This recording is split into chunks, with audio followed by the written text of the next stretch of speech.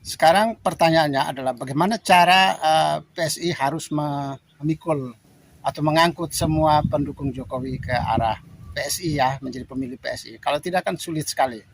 Kesulitan pertama adalah kelompok rasional itu kelompok kritis.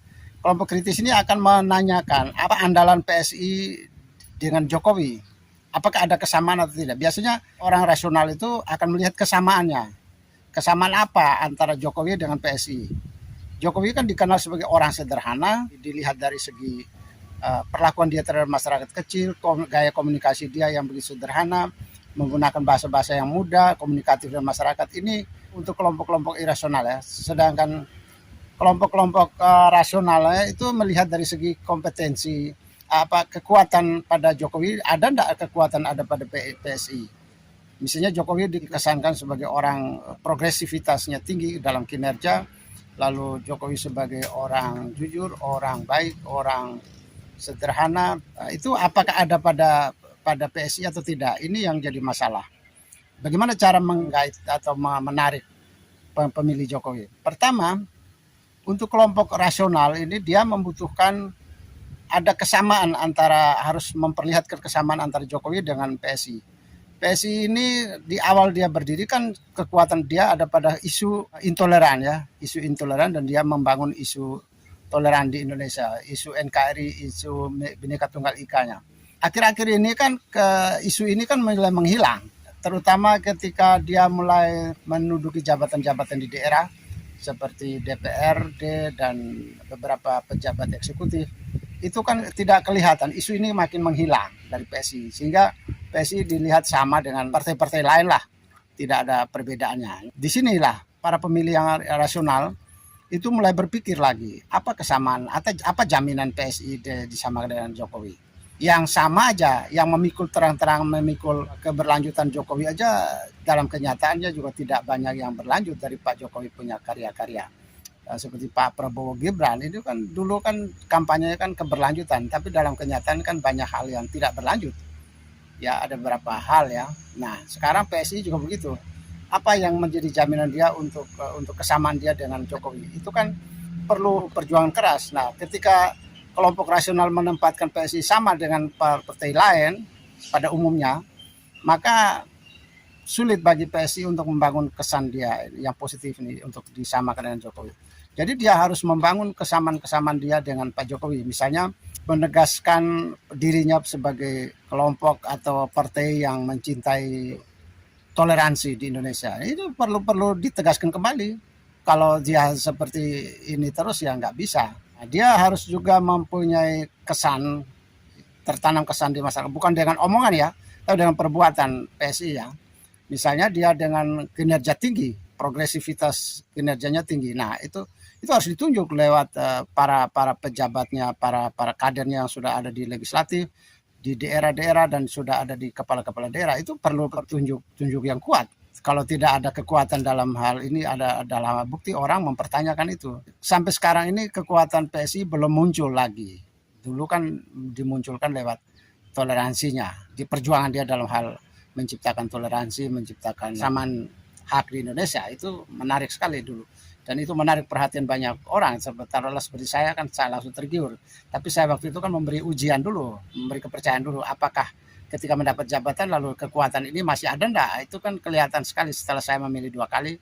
Ternyata makin hari makin kesini kan kekuatan PSI itu makin meredup, makin tidak kelihatan lagi. Saya merasa ya akhirnya kan menjelang 2029 saya menempatkan PSI sama dengan partai lain pada umumnya lah. Ada kesamaan-kesamaan dengan Pak Jokowi ini yang perlu ditonjolkan lagi oleh PSI. Jadi tidak hanya mengandalkan nama Pak Jokowi dan tidak memikul kampanye Jokowi, tapi dia harus memikul kesamaan dirinya dengan Pak Jokowi, sehingga orang pemilih Jokowi akan yakin bahwa ini adalah partainya Pak Jokowi, karena dia memikul kebiasaan-kebiasaan atau norma-norma yang dipikul Pak Jokowi.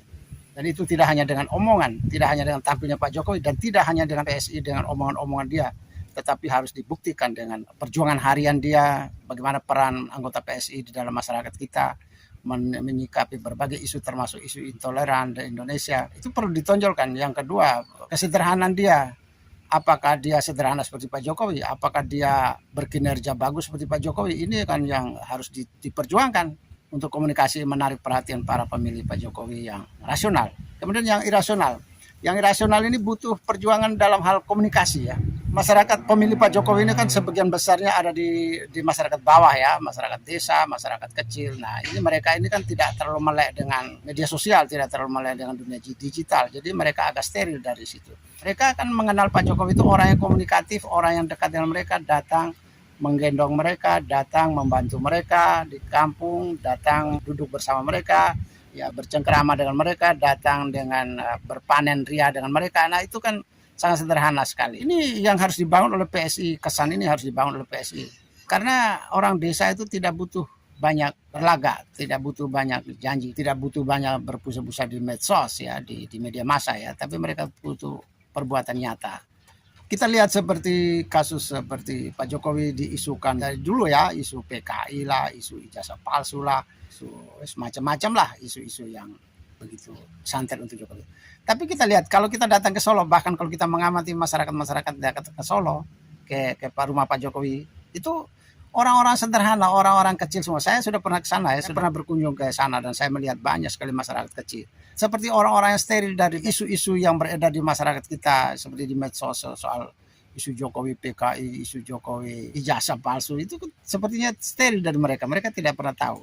Mereka orang-orang sederhana yang perlu dikomunikasikan oleh PSI. Bagaimana gaya berkomunikasi, gaya PDKT, ada gaya pendekatan dengan masyarakat kecil seperti itu. Itu kan tidak mudah. Ala Jokowi banget itu. Berkomunikasi dengan langsung, dengan mendatangi langsung, sentuhan langsung dengan mereka, dan dengan gaya-gaya sederhana mereka ketika mereka masalah apa, lalu PSI memecahkan masalah mereka. Itu sebuah komunikasi yang bagus. Tapi kalau komunikasi elitis yang berharap pada media massa selama ini, ya susahlah untuk menjangkau masyarakat bawah. Jadi masyarakat atas untuk kelompok rasional untuk masanya Pak Jokowi membutuhkan komunikasi yang jelas antara misi PSI, antara kelakuan PSI, antara bukti nyata dalam anggota orang-orang PSI ketika dalam menjabat, dalam berperilaku hariannya harus sesuai dengan apa yang idola masyarakat terhadap Pak Jokowi, karakter Pak Jokowi. Ya, jangan sampai hanya karakter Pak Jokowi berpisah dengan karakter anak-anak PSI. Ini yang jadi masalah. Yang berikut lagi, bagaimana meraih masyarakat bawah. Masyarakat bawah ini atau masyarakat irasional ini tidak mudah juga karena mereka cukup memiliki idola tersendiri, memiliki gaya hidup sendirilah, gaya sederhana, bahasa-bahasa sederhana, menyentuh persoalan-persoalan mereka yang sangat real. Jadi kalau PSI tidak mampu membidik, hanya mengandalkan nama Pak Jokowi turun ke berbagai daerah, tidak mampu mengartikulasikan semua yang ada pada Pak Jokowi untuk diartikulasikan ke dalam pemilih Pak Jokowi atau pendukung Pak Jokowi, ya saya kira mimpi untuk meraih semua pemilih Pak Jokowi juga fata morgana ya, sesuatu yang tidak mungkin terjadi. Jadi sesuatu yang mungkin terjadi hanya satu, mengidentikan dirinya PSI dengan Pak Jokowi harus ditunjuk dalam dunia nyata, keseharian hidupnya orang PSI dan keseharian para pejabat PSI harus seperti Pak Jokowi, berkinerja tinggi, jujur, baik hati, dan sederhana, menyentuh kepada masyarakat kecil secara langsung. Yang kedua, kepada masyarakat kecil, PSI perlu berkomunikasi dengan gaya yang sangat sederhana, dengan menyentuh langsung hidup mereka, dengan mendatangi mereka, dengan gaya yang sangat layak seperti mereka lah. Ya seperti Pak Jokowi. Kalau tidak ada karakternya seperti Jokowi, ya hanya mimpi sajalah. Pak Jokowi juga berteriak-teriak ke berbagai daerah juga. Ya percuma lah, tidak ada nyantolnya. Saya sendiri ya menempatkan PSI sekarang ya sama dengan partai lain. Nah, apakah saya akan memilih atau tidak? Ya lihat dulu perkembangannya. Tapi saat ini saya menempatkan PSI sama dengan partai lainnya. Tidak ada yang beda. Sehingga ke depan ini menjelang pemilu 2029, PSI harus mempertegas dirinya menjadi satu kekuatan yang khas dibanding partai lain. Terutama menekan kekuatan dia yang disamakan dengan identitas dengan Pak Jokowi. Harus kuat. Karakter Pak Jokowi harus kuat ada di dalam PSI. Jadi katakanlah adopsi ya. Kalau tidak ya susah. Oke, selamat berjuang, selamat berdemokrasi di Indonesia.